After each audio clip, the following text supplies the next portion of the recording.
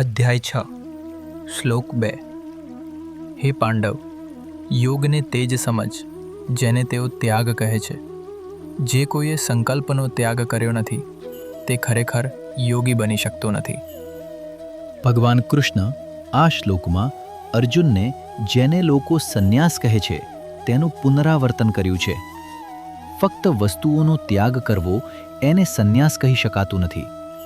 ભગવાન કહે છે, જો તમે તમારા સંકલ્પનો ત્યાગ ન કરો તો તમે સંન્યાસી કે યોગી બની શકતા નથી. સંકલ્પ એટલે સતત ચાલતી ઈચ્છા, જે અનંતપણે ચાલી રહી છે. મન સતત દોડતું રહે છે. મને આ જોઈએ છે, મને તે જોઈએ છે. આ મનની સ્થિતિને સંકલ્પ કહેવાય છે, જે બધી ઈચ્છાઓનું મૂળ હોય છે. શરૂઆતમાં આપણે માનસિક રીતે એક ધ્યેય બનાવીએ છીએ અને તે ધ્યેય પ્રાપ્ત કરવા માટે કાર્ય કરવાની યોજના બનાવીએ છીએ. એકવાર આપણે ધ્યેય તરફ આપણી યાત્રા શરૂ કરીએ છીએ ત્યારે નિર્માણ અને કલ્પના કરવાની આપણી મૂળભૂત પ્રકૃતિ તે ધ્યેયને બદલી નાખે છે. જ્યારે આપણે ધ્યેય તરફ પહોંચીએ છીએ ત્યારે મૂળ ધ્યેય ત્યાં રહેતો નથી, કારણ કે ત્યાર સુધી આપણો મૂળ ધ્યેય બદલાઈ ગયો હોય છે. આ દરેક વ્યક્તિ માટે સામાન્ય પ્રક્રિયા છે. આપણી આંતરિક રચનામાં રહેલી સૂક્ષ્મ શક્તિ જે અજાણતા આ સ્વભાવ બનાવે છે તેને સંકલ્પ શક્તિ કહેવામાં આવે છે.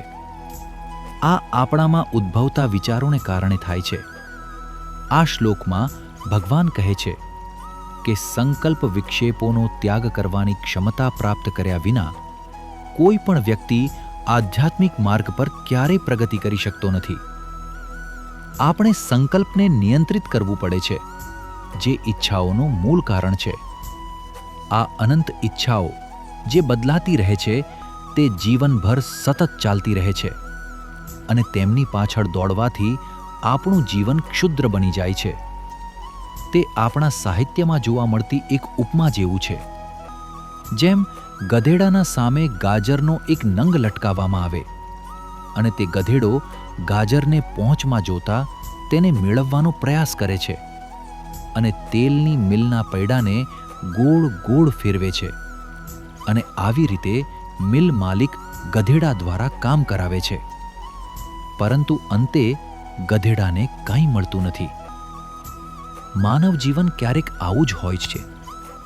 આ અથવા તે વસ્તુના પાછળ દોડતા દોડતા રોજિંદા વ્યક્તિ માનવ તરીકે આધ્યાત્મિક પ્રગતિથી દૂર થતો જાય છે.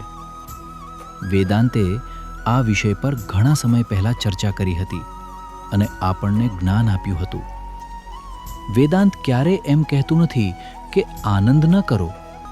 તેણે ક્યારે કહ્યું નથી કે તમારી જરૂરિયાતોને સંતોષશો નહીં. તેણે એમ કહ્યું છે કે ચોક્કસ સ્તરથી આગળ તમારે તે આંધળી ઈચ્છા પર નિયંત્રણ રાખવું જોઈએ.